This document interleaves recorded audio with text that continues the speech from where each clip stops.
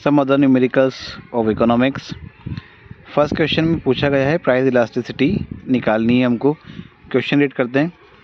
Consider the demand for a good at A price for the demand for the good is 25 unit. तो हमको यहाँ पर first commodity का price और quantity देके रखा हुआ है। तो Q1 की जगह पे हम लोग लिखेंगे 25 और P1 की जगह पे हम लोग लिखेंगे 4।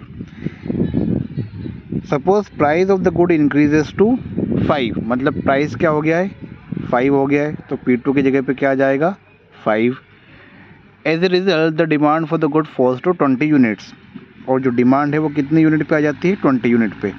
सो इस तरह से हमारा जो चेंज इन क्वांटिटी आया है वो कितना आया है 5, और चेंज इन प्राइस आया है 1। अब सिर्फ हमको यहाँ पर क्या करना है, वैल्यूज़ पुट करनी है, ये P1 Q1। तो डेल्टा Q कितना आया हमारा -5, डेल्टा P1, P1 हमारा है 4 और Q1 हमारा है 25। 5 से 25 कैंसिल हो जाएगा, 5 टाइम्स -/4/5। 5 से इसको डिवाइड करेंगे तो ये आंसर आएगा 0.8। सो हमारी जो इलास्टिसिटी आ गई वो कितनी आई है 0.8। अब क्वेश्चन में आपसे आगे ये भी पूछा जा सकता है कि ये जो इलास्टिसिटी है 0.8 ये कितनी डिग्री को रिप्रेजेंट करती है। तो ये रिप्रेजेंट करेगा हमारा इन इलास्टिक डिमांड को as it is lesser than 1। Next question. Consider a market where there are just 2 consumer. एक मार्केट हमें अज्यूम करना है जहाँ पर 2 कंज्यूमर्स मार्केट में है और उनकी डिमांड देके रखी गई है D1 और D2। हमें कैलकुलेट करना है मार्केट डिमांड। तो एक बहुत ही सिंपल क्वेश्चन है जो आपको इजी से 4 मार्क्स या 3 मार्क्स दिलवा सकता है, वो ये क्वेश्चन है। इसमें आपको D1 एंड D2 देके रखा जाएगा और आपको जस्ट मार्केट डिमांड कैलकुलेट करना है। तो क्या करेंगे मार्केट डिमांड कैलकुलेट करने के लिए, सिंपल सा फॉर्मूला है MD = D1 + D2। तो 24 + 9 हम लोग इनको प्लस करते जाएंगे, तो ये होता है 33।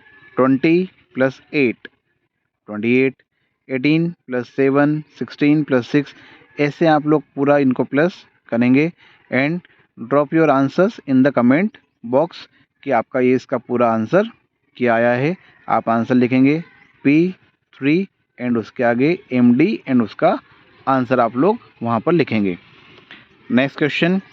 If real GDP is 500, price index is 125, base is 100, calculate nominal GDP। तो ये फॉर्मूला आपको याद रखना है, 3 मार्क्स में ये क्वेश्चन आपसे पूछा जा सकता है। तो नॉमिनल GDP हमें कैलकुलेट करनी है और देके रखा हुआ है हमें रियल GDP। तो रियल GDP की जगह पे हम लोग लिखेंगे 500, प्राइस इंडेक्स 125 अपॉन में बेस वैल्यू दैट इज़ 100। तो 20 से ये 20 आपकी कैंसिल हो जाएगी।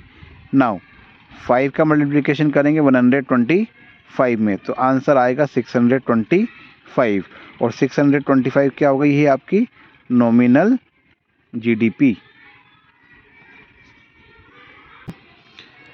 Calculate the total revenue, marginal revenue and average revenue in the following table.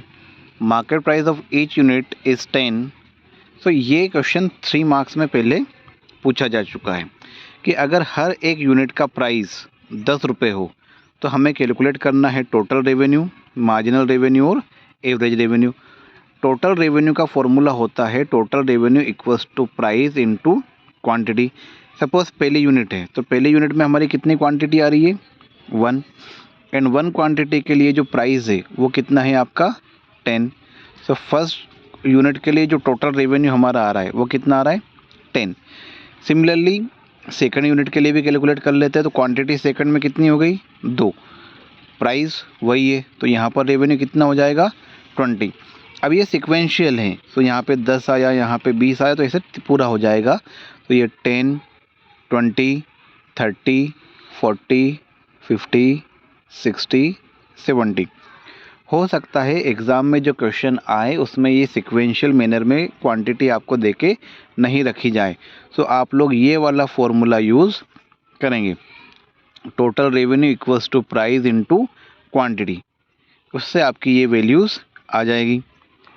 Next आप कैलकुलेट करेंगे मार्जिनल रेवेन्यू।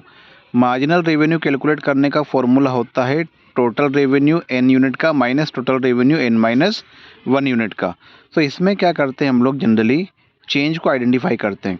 तो नीचे वाली यूनिट में से ऊपर वाली यूनिट का टोटल रेवेन्यू को माइनस करेंगे तो करस्पॉन्डिंग यूनिट का मार्जिनल रेवेन्यू मिल जाएगा। जैसे 10 के ऊपर कुछ है क्या? कुछ भी नहीं है। तो यहाँ पर हमारा मार्जिनल रेवेन्यू आया 10। नाउ 20 में से 10 को माइनस करेंगे तो भी आएगा 10। 30 में से 20 माइनस होगा, आएगा 10। तो यहाँ पर सभी यूनिट्स के लिए मार्जिनल रेवेन्यू हमारा कितना आ रहा है? 10 ही आ रहा है। एवरेज रेवेन्यू कैलकुलेट करेंगे। एवरेज रेवेन्यू कैलकुलेट करने का फॉर्मूला होता है average revenue equals to total revenue upon quantity. Suppose 5th इसके लिए हम लोग कैलकुलेट करके देखते हैं। 5th के लिए तो टोटल रेवेन्यू यहाँ पे कितना है? 50। क्वांटिटी कितनी है? 5। तो ये कितना आएगा? 10। तो ये वाले क्वेश्चन में एवरेज रेवेन्यू भी आपका कितना आएगा? सभी यूनिट के लिए 10 ही आएगा। एक और एग्जांपल ले लेते हैं। जैसे 30 टोटल रेवेन्यू आया तो वहाँ पे क्वांटिटी कितनी है? 3 है। 3 से इसको डिवाइड करेंगे तो कितना आ जाएगा? 10 आ जाएगा। तो ये इजी क्वेश्चन है। सिर्फ आपको ये 3 फॉर्मूले याद रखने और इन फॉर्मूले के बेसिस पे आपका ये क्वेश्चन बहुत ईजीली सॉल्व हो जाएगा।